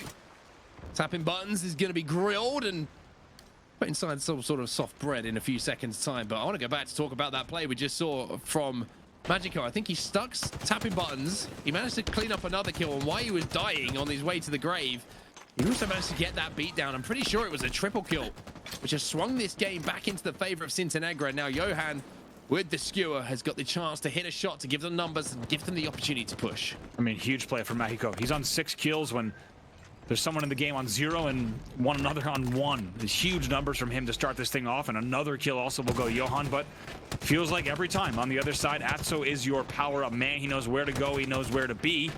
Should be able to clean this one up, even though Johan did not make it easy. He'll try to keep this game close. Still has about 50% overshield. 50%. Oh, no. Is he going to land? Oh, he sticks the landing. Oh, he sticks the landing. The light bridge this time is found. Not always found, right? Sometimes you see you'll fall to the depths that it's a very long fall as you head down. Magico, by the way, on the other side is 8-4 at this stage, still putting big numbers up. But Knights, once again, they seem to be a team that bounces back. They come back in these games regardless of the lead you might get. They know what to do to get back in control of the game. They're playing this slowly, unsurprisingly, on Catalyst. Playing it slowly, playing it methodically, which I think is going to certainly help them out a little bit. Atzo doing a lot of damage cross map at the moment. His teammates are kind of playing off the back of that initial damage. Magico now moving in himself. Pelu should be eliminated. Keeps not only himself in the positive column, but also keeps his teammate alive. Guardian, he's currently sat at 1-4 at the moment. 3 assists to his name as well, but this has been the man to watch. He sat 9-4 with 3 assists to his name, and now he's going to be challenging tapping buttons as well. This should be a win for him. He cleans it up. He's got the sword, but he doesn't have the lunge. Wow, he thought about it there, and it's the second time we've seen Magico go for a play like that, right? You might remember his Red Room play just flying out towards Tram. He's not afraid to go for the extra damage, and it really pays off in Halo Infinite, especially when you have the right teammates around. It will be 3 dead for Cintanegra. Magico was, for a moment, the only player alive. He's 10-6, but this game now, 25-22.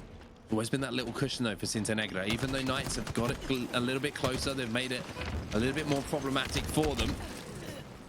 There's always been that little gap, and it's going to extend even more. Guardian is going to pick up a couple of kills with those grenades. The overshield is also alive and well on the map. Bottom middle, looking like a freshly wrapped Christmas present for either of these teams. Atzo's trying to be aggressive and push past it so that Pelu can pick it up, and it looks like that tactic has worked. And now Bullet, he's got an overshield player in front of him, but sends him into the abyss. Oh my God, is that the turning point for Cintanegra? Now they're up 30-24. Repulsors the overshield off. What looked like the perfect play from Knights, pushing past the Ovi, making sure your player grabs that. In the end, repulses the overshield off. Now they're up by 7. A huge swing for Cintanegra. Drift has been playing this corner for quite some time as well, and it's going to be Pelu who's there to help him out, but 31-26. That could become 32 very quickly. Whew. That one was from downtown. That was a long way away, but it was brought home pretty quickly, that kill. The momentum was heavily in favor of Knights over these past few games. They've bounced back in this series in a huge way, in that oddball as well, but this is now very different. 34-28 for Cintanegra, and they have really stepped things up. They thrive in the chaos, Cintanegra. It seems to be where they can play fast, where they can play loose, and they can let that natural ability run free. But they have the ability to win games, but now it's just a 4-kill game. To put that in perspective, that's 1 team wipe from Knights, and we are tied up. Oh boy, and Pelu with a gun like the skewer and grenades that he's got here. It's nice. Oh boy. Atzo needs to be careful. Kills will be traded out in the end. Cintanegra answers back from that Pelu push very well. They will maintain their lead by 4. Big reload now on the skewer. Boy, too easy. He's going to rearrange the vertebrae for sure. Overshield coming up once more, and it looks like Knights have managed to pick up 3 kills in quick succession as well. So Pelu just pinning them all back. That should be an overkill here for Atzo, or whoever wants to go for it, but I think they're a little bit worried about where the players are coming from. Pelu's going to make it a little bit easier for them to deal with. There's a spike grenade. That would have done huge damage. He cleans up the damage on one, but I'm pretty sure he doesn't know there's another one behind him. He didn't, but the overshield player is pushing in, so they're going to bring this one back. Look at the score. 37-36 now. They're going to take the 1-kill lead. Make it 38 as they add another one as well. Tapping Buttons also has the sword. Atzo is trying to be aggressive, use this overshield in the way that it's designed to be used, but by the time he gets there, Drift has already taken down Guardian, and now you're seeing Knights start to roll. They're starting to look like the team who want to be a champion, who want to reset this bracket, and most importantly, for the first time in this series, they want to take the lead. We've seen them do it time and time again. No matter how many points they're down by, they bring these games back through perfect teamwork. They make it hard on themselves. They do it the hard way, but they've done it again here. They'll now lead 44-39, but the game is not over. It is not over, but the difference has been overshields. All of the overshields you've seen have been in the hands of Knights. That was something I highlighted. They were struggling with a little bit earlier on in that winners bracket final. Johan, though, still not struggling with the shots. If he had a grenade, he might be in a position to pick up more kills, as Atzo's going to be flying in. He maybe doesn't need the grenade. He just needs the battle rifle, but he's made to pay for missing 1 bullet. And that is the level we are finding ourselves at in this final. Incredible late game work from Knights. 47-42, only 3 kills away from closing this out. And now Guardian here trying to keep this game close. They're still within 4. As we said, this game is far from over. Still lots of Halo to play. 4 minutes on the clock. Knights just completely slowing it down as well. They know they don't have to do anything. They know the overshield's coming up. But Cintanegra will know that as well. If they can pick up a couple of kills here, if they can work out what to do to get their hands on the overshield, maybe there's a chance for them to come back into this. Pelu's looking to make a play, though. The overshield, the player's going to drop. He misses, but so does Guardian. Guardian doesn't pick up that overshield, but it's going to be the 50th kill going down. Wow. Again, a chaotic end to another game, but this time it's going to be PK who come out on top. 50-45 is your final score there in that game number 5. And as you say, they will take the series lead after being down 2-1 going into game number 4. Tapping Pelu, Atzo, Drift. Got to be feeling good and maybe ready to reclaim that throne. That's certainly what they want to do. They want to send us into a very long evening in Mexico City, and the fans love it. I wish we had audio for the crowd, but I need to say it. You know, look at the energy that's in that arena right now. Someone's got the Master Chief helmet in the background there and holding it up high. Hopefully that wasn't the one that was attached to the Master Chief. We brought the trophy out a little bit earlier on. That would be a little bit savage, but nasty bullet, unfortunately for him. Just not being able to get going in that game. But Pelu, so many times we saw him in that game, Andy, just picking up the vital kills at the vital times. He ends up with a +4. Every single player doing the damage, and 13 assists to Drift as well. That is a huge amount of work done by him. Big numbers indeed. We talked about how Pelu and Tapping, we needed to see them step up for this team, and they certainly did that in that game. 14 kills apiece in a game where you win by 5. Those are big numbers. So now we move forward once more. The next step in the grand final, in this epic encounter between these two teams. The story's not done yet, ladies and gents. There's still a few more chapters to go as we move towards live fire, and I believe it was Strongholds as our next game. I'm tired. I can only imagine what these guys are feeling like on stage. Yeah, this has been a long 3 days of Halo for these guys. And on the side of Cintanegra, they might be thinking about how we were leading this series 2-1. Now they find themselves down 3-2 and 1 game away from losing this first grand finals. If you're just joining us, as a reminder, if we do see the Knights win, we will reset the entire grand finals. Because we have Cintanegra coming in from the winner's bracket, they would essentially, in a double elimination bracket, need to lose at least once. And we will then go to a second best of 7. That's what Knights is looking to do, and they want to do it right here, right now, in Strongholds Live Fire. Well, here are some replays from that game that we just saw. And to be honest with you, this is the first time that Cintanegra will probably look at a game and think, that was one we threw away a little bit, because they did have that lead right up until around that 40 kill mark. But that one push that came in, the overshield was the difference maker. And how many overshields did we actually see get into the hands of Cintanegra? I can't really remember one, to be honest. I know they dealt with one by sending one off the map, but apart from that, I think it might have just be always in the hands of... Here was the repulsor from Bullet, and you thought that was the turning point. 34-28, I believe, after they nuked that overshield to the depths. But this is too easy from Pelu. They know he has a skewer there. You cannot be poking out without checking those angles there. And it feels like a little bit of carelessness at the end, and Knights just jumped all over it. Yeah, I think there's a little bit of panic, a little bit of overthinking about the situation in those final moments. Atzo tries to go in for those final kills, but even at this point, if you get that overshield and you pop it, and I get that you don't want to risk it because you don't have the kills available, but sometimes you got to risk it for the biscuit, as they say somewhere in the world. I'm not quite sure still what that means, but you know what I'm saying. If you pop that overshield, you get it in your hands, you might have a chance of coming back in the game. If you lose that 1v1 though, you know that it's done and dusted. But in that moment, it's such a tough decision to make. Do you pop the Ovi? Do you try and risk it? Or do you try and just win the 1v1? And now we move over to another game. It's tough. It's tough for sure. It is a tough call, and it's not one they can continue thinking about as they get ready. Here's a look at your series layout and what was once a beautiful... You know how you say turquoise in Spanish? No. Turquesa. What was once a mostly... I was going to go for turquoise. Oh, yeah, it's close enough. It sounds more Italian, but it's pretty close.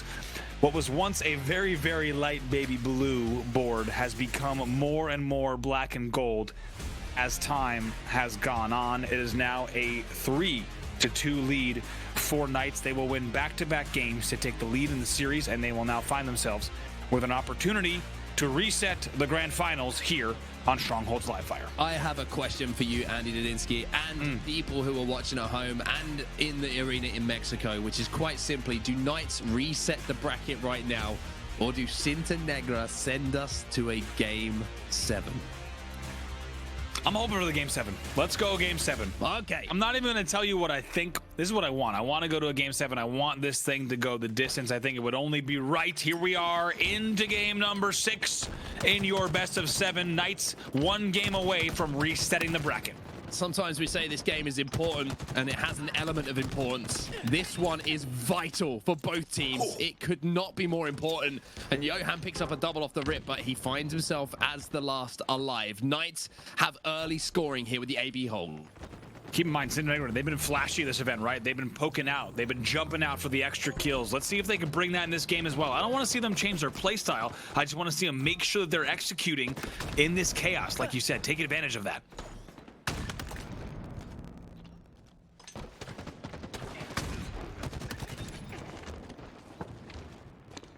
Taking a look here at Bullet now. Double kill bottom middle as well. Gonna grab the heat wave. Gonna try to fly out dummies if he can. Picks up the first one as well. Apologies, it looks like might have lost onset as his PC might have exploded for just a second. So we'll bear for just a second as he's gonna get right back into this cast. Don't you worry. We'll stay on board here with Bullet as we will see them scoring on A and C for just a second here. And now Atzo's POV. He will find themselves 2 dead as well and need to slow things down for just a minute. Can't apply too much pressure. Just tapping will have the sniper rifle in hand. Needs to get a pick if he can. Gonna push cuts. Big time on the board already early for Cintanegra. 48-4, but tapping buttons with a very cool calm and collected. Does it once, can't do it twice. Drift, last player alive. That means Bullet's going to go ahead and grab the sniper rifle as well. Good time on the board. It's a BC flip as well, so that will mean Cintanegra continues scoring. Let's see if we can bring in Gaskin here. Dan, I'll let you jump in while we wait for Onset to get back into the cast. Oh, I'm jumping, man. What a time to jump in as well in what is one of the most exciting grand finals we have seen in this region. The Knights, though, with a chance, of course, Bravo, to take us to a reset, take us to another best of 7. But Cintanegra in the early stages, look at this. They've been able to put on so many points now in these early stages that the Knights are going to have to fight back hard. I mean, you got to tell me that from watching here from backstage, this has been quite a grand final. Anyone who's really been popping off for you? You've got to look at what Magico has been doing, but at the same time, I mean, Pelu God had some big moments in the previous games, and as the new boy on the roster, he has to, and as I say, and talk about Magico, the A and B in control, and the kills coming, they were flowing, and the Game 7 is looking more likely, Bravo. It really is, and I think we were hoping for it as just simply neutral fans of competitive Halo. If they might be able to force us to a Game 7, you'd love to see it in a grand final. Now B will be flipped, looks like all the way. Knights will finally grab it, and they've been heavily outscored up until this point, but gonna start to put a little bit more points on the board. They'll finally get to double digits. Should get to double digits, do get to double digits, and now this is when you've got to ask questions of Cintanegra, right? When you see that Knights have been able to put some points on the board, how do they respond? It looks like they respond well. 3 dead, now temporarily just 2, but A, B, and C in control as Magico sends him for a little bit of a swim. The Cintanegra show is starting to pop off now, Bravo, and I am wondering what the Knights do off spawn here, because they're going to be trapped over towards C, and Cintanegra are going to be flying at them. It does seem like the beginning of that Strongholds King of the Hill, to be honest, with just domination from Cintanegra here. Momentary trip cap, but they'll now be at the 128 mark to 17 in this game, and despite the fact that we see Drift with a sniper rifle and 3 dead for Cintanegra, it's still quite a sizable lead here for the side in blue. Let's go ahead and bring back Mark Onset. I think we have you again. Hello, my friend. I apologize. My PC exploded. It just could not take the intensity of this grand final. But now we are back, and now we are ready to get back into this action. And what a start this has been from Cintanegra, Andy. But BC has been flipped, but Bullet, he's found himself an Ovi. Absolutely. We'll see what he could do here. We've seen a lot of power-up control in the hands of Knights earlier on in this series, and Cintanegra looking to make sure that they control not only the power-up, but also the game. Bullet's just going to try to bait and switch here on the door, and so far gets away with it. They lose B on the side of Knights, so will be more points on the board for Cintanegra. More points on the board, and such important points as well. And one thing that's really stood out to me about Cintanegra, Andy, and I'm sure you agree with me on this, is just the heart that they've shown. So many teams that have wilted in these situations where you have an opportunity to do some magic. You beat Pittsburgh Knights, you lose a couple of games, and you see them coming back to form. A lot of teams would have broken at that point. Cintanegra just keep on trucking. They keep moving forward, and they back themselves against this team to get the win. You're absolutely right. Look at Johan as well. They just had 4 dead, and they did not force the trip cap. I like what I'm seeing from Cintanegra. They know that maybe it wasn't the best decision to overextend in that scenario, but the first 2 kills will go the way of Knights, but they're traded out very nicely 2v2 here. Knights making a play on B. A little bit of help coming in from Pelu there for Atzo, who just got the extra bullet in.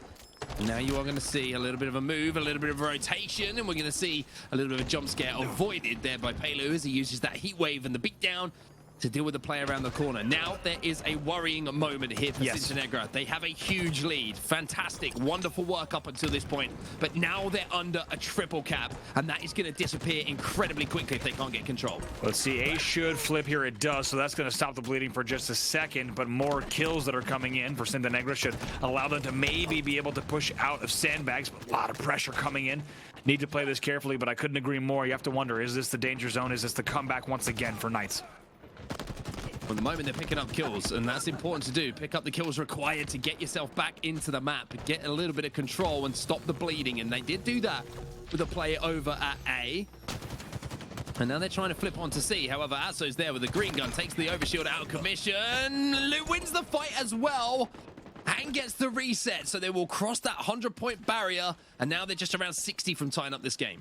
Atzo green guns him a second time. The man's crazy. He killed him twice. I've never seen someone green gun someone a second time. He was maybe thinking that the shields may have recharged by then. I don't think we actually saw a shield recharge animation, but still, Atzo kills him twice before he can get taken down on the other side. Now on board with Magico. Magico trying to move through the cuts with the heat wave. An important moment for him. Needs to stay alive in this situation, but over challenges and tapping buttons makes him pay for it. Drift now, he's going to win the 1v1, and Johan left on his own. Cintanegra getting a little bit desperate here, and you can see exactly why. It's another triple cap here for Knights. Johan single-handedly wins the battle at C, though. That should flip C as well, and it's not the first time we've seen him do that, but big kills and big damage coming in from Pelu as well. At the same time, B will flip back again. It looks like for Cintanegra, and somehow they're maintaining some semblance of control. Big win for tapping buttons, though, over at B. The movement from both players there, very, very impressive. And the shots coming in from Atzo to keep his teammate alive, even better. Tapping buttons trying to challenge and keep control of B. He's helped up by his teammate. 172.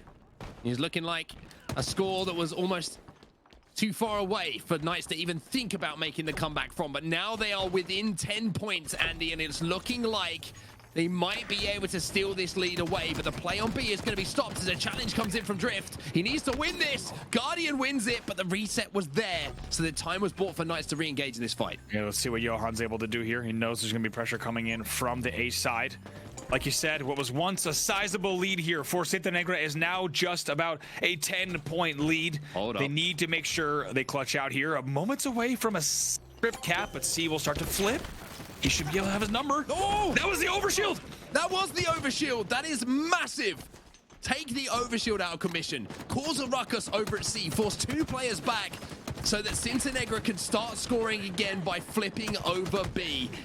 A massive play as Magico cleans up another. There's a 1v1. Make it only Johan alive on the map at the moment. He is loaded into a custom game by himself. Everyone else is in the death screen. This guy has the craziest stats for last player alive kills. I've never seen anything like it. You saw him do it earlier at C. That kept him in the game. It would have been a trip cap without that. He does it again here, and he keeps doing it. He's 18 and 15, and just like that, they are now at about 220 to 168. Only 30 points to go. Again, I was talking about that heart, that desire, that will to win, and the will not to go down without a fight. Cintanegra showing it again, and a reset comes in on A. The battle is at B, though. Drift is inside of A. It looks like Knights will get the flip. No, they don't at the last second. The reset comes in, and they're turning over C. So a massive win by someone over at that breeze. Stronghold means that they will keep scoring, and now they're just 25 points away. Wow, absolutely huge. As you said, it looked like B was a sure thing, and they were just going to hold on with C. But instead, it's Bullet who stays alive in the back. He wins that battle. Looks like B should start to flip. But still, very good pressure here. Johan needs to get these kills, though, 2v2. Needs to get these kills, but his teammates have already done the work for him. That means that he can challenge slowly. However, his 2 teammates did actually fall as well. So A is going to be the call. And Johan has put himself in a really smart position here. He knows that desperation moves are going to have to be made by Knights. He's trying to put himself in a position to flank behind enemy lines and make a play onto B, but here comes Drift flying out. Guardian's going to be there alongside him.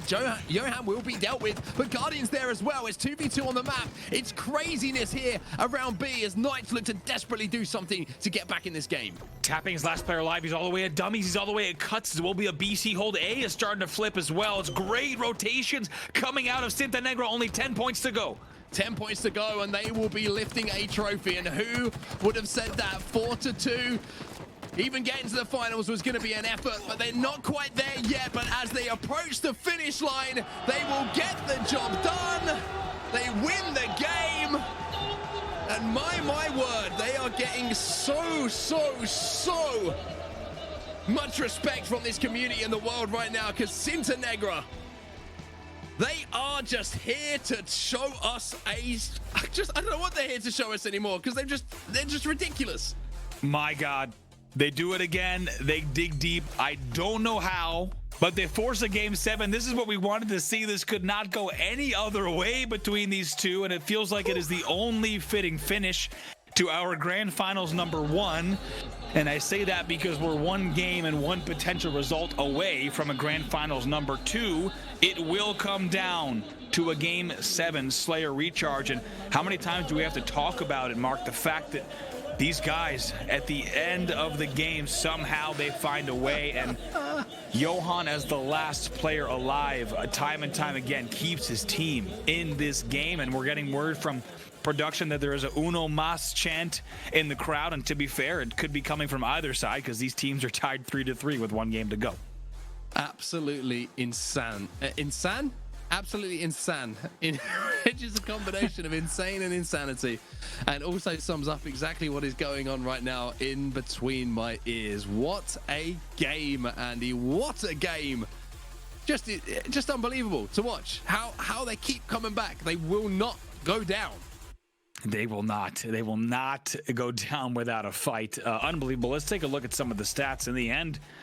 I mean, look at Tapping. He goes 23-15. We talked about how he needed to step up. He does just that. He's got to once again be looking around thinking what is going on in these games. Johan on the other side, he's 20-17 as well. He's actually, if I'm not mistaken, the only player to go positive on his team. So despite the fact that we saw some really good positive numbers coming out from the likes of Tapping, I mean, he outslayed the lobby with a huge number, right? Look at him. His KDA is 9.0. No one else even close. Despite the fact that we saw that, it's going to be Johan 5.3, and they will close out the game in the end. Well, I'm starting to fear for my voice. I'm starting to fear for getting through this next game, but I'm sure we're going to get there. Don't worry, everybody. We're going to make sure that this game 7 is one to be remembered. Now, who is going to be a game 7 hero here, Andy? Give me a couple of names. You got to give me a couple of names here. If it's on the side of Cintanegra, who's going to be the man who they're talking about for some time to come? How can you choose anyone but Johan, right? I mean, this entire team's incredible, and not to take anything away from this entire roster. I mean, I've been so impressed by Magico, Nasty Bullet, Guardian, just unbelievable stuff from them the entire weekend, but it feels like Johan's got more of the good stuff in the bottle, and maybe he's saving it for game #7. Wow. What a series. What a series this has been. And now the players just wait for one more stage for them to perform on. Or maybe one more stage for them to set the table for another series. Here's some of the replays from that last game, and what a start it was for Cintanegra, Andy. That was really where the momentum was on their side. It really was. I mean, those first, how long did it take for the side of Knights to even get more than 10 points on the board? Look at the score, right? Here we are, 71-4. A great start for them. And once again, though, they blow the mid game. Let's not sugarcoat it. The game comes within 4, and then we actually see Knights take the lead, which was scary to watch. And I think Cintanegra is wishing, why do we have to play these games this way? Why can't we just play? We play the beginning and the end, where we somehow get into really dangerous waters in the middle of the game. But all game long, we saw standout performances across both sides of the stage. This was the play here. Somehow, Johan's able to stay alive long enough for his teammates to come back into the play, and then Pelu gets taken down as well. And it is a game of inches time and time again in this game #6. And what about that reset over at B? I was like, oh, Huge. Yep, that's gone to Knights. And then somehow 1 pixel left. 1 pixel left. I'm not sure. It was half a pixel. I don't even know what the technical term for that is, but somehow a reset came in, and that was the difference maker. They managed to hold on from that moment, and that is a series and a half. Cintanegra come into Slayer Recharge, where they have already beaten Knights earlier in the tournament in that winners bracket final, with a chance to become a champion. But don't forget, it was a 50-48. A 50-48 2-kill win. Of course it and was. I believe they were up 42-34 or something ridiculous, maybe 42-37. Regardless, as they often do, they blew a huge lead and allowed Knights to come back in the game.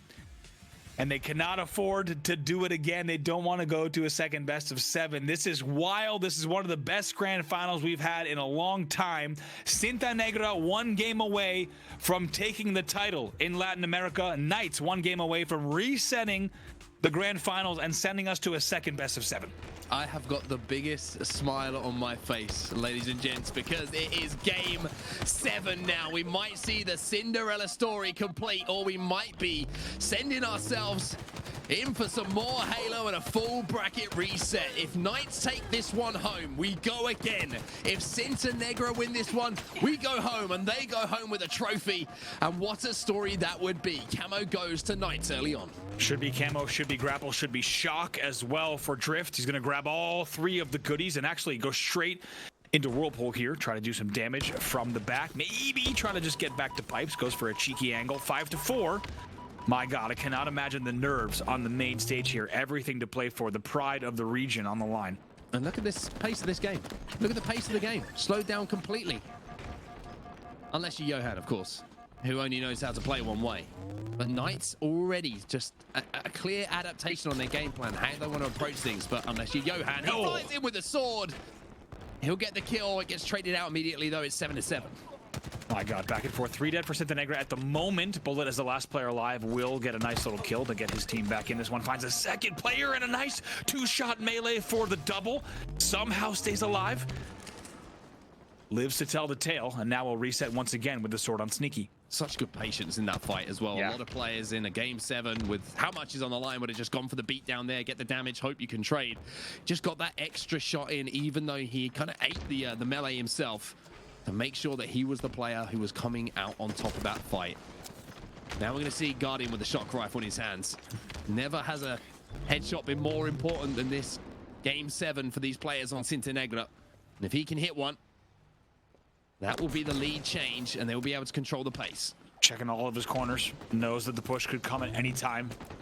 10-10, and even Knights are playing this slow. Ooh, nice little slide comes in. Kills being traded out. 2 for Cintanegra. Oh, nice little work on bottom middle as well. Tries to grapple the camo to himself. Instead, he has to play a lot differently than he wanted to, but he still gets away with it. Knights with a 1-kill lead. I want to see him try and take some funky angles, though, with this camo. I want to try and see him catch someone off guard here from Knights, because Knights know they don't have camo, and Knights know they don't have shock. So they're not going to push any kind of the pace here, and they're slowing this right down. So Guardian has to take this time and the opportunity to try and line something up. That's what he's trying to do. He cleans up one. Now he's giving away his position, though. He needs his teammates to move in and try and help him out as the camo has now disappeared. Great play there. Got to say thank God for no hit markers, because he had to make that gamble to check the sneaky ledge to see if it did any damage. They'll pick up another one as well, and good slides coming in here from the likes of Drift. He'll get under the tag of the shock rifle. 3 dead for Cintanegra. That will be sword in hand for Atzo as well, and I'm so glad we could say this. By the way, as a friendly reminder, this is a $9,000 game Slayer potentially if we do see Cintanegra take it. Cintanegra, though, down by 6. As all 4 players fall into that death screen. Knights have worked something out. They have learned from the last time these 2 teams met on this map. They know that the pace has to be in their control at all times. Johan's going to be eliminated as well. The sword's going to make mincemeat of Magico as well. And now you are seeing Knights start to extend that lead just little by little. I don't think Guardian's get away. He's not able to, and Johan's going to be the first spawner of Whirlpool. He does a lot of damage, keeps the game close. It's really important that Johan flies out of elevator to Whirlpool and gets his pipes presence right away. Johan already being collapsed on, though, and Drift is controlling that shock rifle. The score is 26-18. Camo's going to be coming up as well. Magico manages to survive. Bullet's going to put some pressure on, but Magico, you can't come back twice and expect to have the same result. This time he's made to pay as the shot will connect. Trades coming in there, double kill. 3 dead for Knights for the moment, and it will be a double kill on the other side for Tapping, who was the last player alive. And if you're a Tapping Button fan, you have loved the end of this series, because a lot of people saying we want to see more from Tapping. He has delivered in the tail end of the grand final. Save your best performances for the biggest games. Pelu's going to pick up another kill here for side of Knights. They're starting to extend this lead once more. It's looking like a very difficult comeback situation now for Cintanegra. Johan's going to pick up one, but you can see more kills being exchanged across the map. 3 dead again here for Cintanegra, and if you had some plans for this evening, for the early morning, for the afternoon, wherever you are in the world and whatever time zone you're in, clear them, because it's looking like we're getting a bracket reset in our grand final. Yeah, you're going to need to cancel those plans without a doubt. And if your name is Clutcher Gaskin, you're going to need to get ready to cast some games as well. Look at Drift, 15-6. What a pop-off game already in this game number 7. Not over yet, though, and a comeback is possible, but right now it is all Knights all day.